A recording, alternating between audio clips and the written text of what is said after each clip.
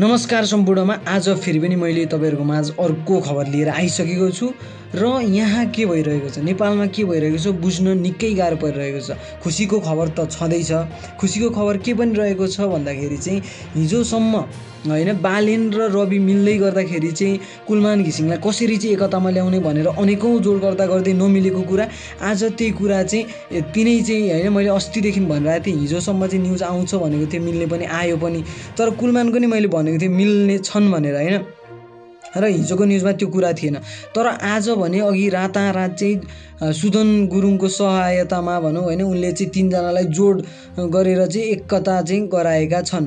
र यो एकता कसरी भएको छ भन्दाखेरि चाहिँ राष्ट्रसभामा जुन हैन उज्यालो नेपाल पार्टी रहेको थियो जुन कुलमान घिसिङको, उनीहरू चाहिँ राष्ट्रसभामा मर्ज हुने कुरा आएको छ हैन, राष्ट्रसभा नै बन्ने हैन गाभिने र त्यहाँको चाहिँ जो छन् सबै चाहिँ हैन राष्ट्रसभामा आउने हिसाबले अथवा त्यो पार्टी नै मर्ज भइसकेपछि चाहिँ सबै राष्ट्रसभा नै हुने भयो हैन। र त्यो राष्ट्रसभा बन्दै गर्दा एउटा ठुलो पार्टी बन्दै गर्दा तीनैजना चाहिँ मिल्दै गर्दा के हुने भएको छ भन्दाखेरि बालेनलाई प्रधानमन्त्री दिने पक्का पक्की छ। यदि भोलिको दिनमा बालेनलाई प्रधानमन्त्रीमा अगाडि सार्ने, बालेन प्रधानमन्त्री हुन्छन् भन्ने निश्चित चाहिँ भनेको होइन, त्यो जे नै हुन सक्छ। र प्रधानमन्त्रीमा चाहिँ अगाडि सार्ने चाहिँ बालेनको नाम आउँछ हैन त्यो बेला। र अर्को भनेको चाहिँ कुलमान घिसिङ चाहिँ भाइस चेयरमा चाहिँ बस्ने छन् राष्ट्रसभाको चाहिँ हैन, उपसभापति र सभापति त रवि लामिछाने नै भइहाल्ने भयो। र अब यो के कस्तो छ यो कुराहरू चाहिँ अलिकति कस्तो देखिरहेको छ। एक हिसाबले सबै जनता खुसी भइरहेको छ, राम्रो कुरा हो। तर अस्तिसम्म हामीले सुशीला कार्कीलाई आमा भनेर भन्ने पनि हामी नै हो, र अहिले फेरि काम भएन भन्दै आन्दोलन गर्ने नै हामी नै छौँ हैन, जेनजीहरू नै छौँ। भनेको के भन्न खोजेको भन्दाखेरि अब हामीले चाहिँ यसरी अघि बढ्नुपर्छ कि बालेन आउन्, रवि आउन्, कुलमान आउन् हैन, सबै जो आए पनि राम्रा व्यक्तित्व अहिलेसम्म हुँदै गर्दा पनि हामीले चाहिँ खबरदारी गर्न जरुरत छ है। किनकि भोलिको दिनमा काम प्रमाणित भइसकेको छैन, गर्लान् अहिले गरेका छन् केही हदसम्म राम्रो काम, धेरै राम्रो काम गरेका छन् पुराना दलभन्दा। तर पनि यो होइन कि राम्रो काम गरे भन्दैमा चाहिँ हामीले अहिलेदेखि चाहिँ अबको आगामी दिन नै नहेरिकन चाहिँ अहिलेदेखि चाहिँ ओहो हैन देशै बन्यो भन्ने यस्तो काम चाहिँ नगरौँ है। किनकि अस्तिसम्म मैले भनिहालेँ सुशीला कार्कीको केसमा यही भएको थियो। हाम्रो संविधानमै एक त लुपहोल छ, जताबाट जे गर्न खोजे नि गाह्रो छ। र सोचेको जस्तो काम नभएपछि अहिले सबै जेनजी फ्रस्ट्रेट भएर फेरि आन्दोलन मिराज ढुङ्गाना, निकोलस भुसाल सहितका चाहिँ टिम चाहिँ आन्दोलन गरिरहेका छन् भने चाहिँ हैन त्यो हुन्छ कुराहरू। र अब यहाँ कुरा के रहेको छ भने कुलमान घिसिङलाई चाहिँ समानुपातिक तर्फ चाहिँ 18 वटा सिट पनि दिने हाराहारीमा चाहिँ कुरा आएको छ हैन, त्यो पनि एउटा राम्रो कुरा हो, मिलेर अघि बढ्नु राम्रो कुरा हो।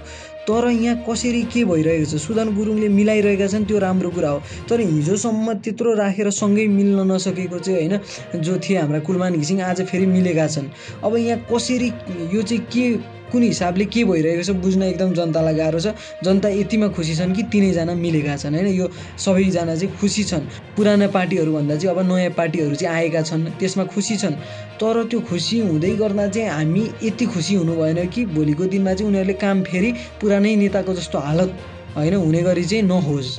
किनकि आजको दिनमा हामीले खबरदारी गरेनौँ भने, हामीले चाहिँ प्रश्नहरू उठाएनौँ भने, कामहरू चाहिँ कसरी गर्छौँ अथवा सम्पूर्ण कुरा चाहिँ हामीले आफ्नो तर्फबाट एउटा नेपाली जनता भएर कोही कतै बायस नभइकन म रविको फ्यान हो भने म रविलाई चाहिँ राम्रो काम नराम्रो काम गर्दा दुवैमा चाहिँ सहमति गर्ने हैन, राम्रोमा सहमति नराम्रोमा खबरदारी। बालेनको फ्यान हो भने नि त्यही र कुलमानको फ्यान हो भने नि त्यही। र भोलिको दिनमा चाहिँ तीनजना आउँदैमा चाहिँ 100% देश बन्छ भन्ने छैन है। तब बन्छ जब चाहिँ जनताहरू चाहिँ एकदम चेतना चाहिँ हैन, जनताको चेतना चाहिँ एकदम माथिल्लो स्तरमा पुग्छ। आफू हैन चेत भरिएपछि हैन कसरी देश बन्छ, कसरी विकास हुन्छ भन्दाखेरि एउटा नेतामा मात्र हैन जनतामा नि भर पर्छ। त्यसैले हामीले खबरदारी गर्न नछोडौँ, जो आए पनि हामीले खबरदारी चाहिँ एकदम गर्नुपर्छ, राम्रै व्यक्तित्व भए पनि गर्नुपर्छ। र उनीहरूलाई अझै झन् काम गर्न चाहिँ मोटिभेट पनि हुन्छन् र झन् अलिकति इफोर्ट पनि लगाउँछन्।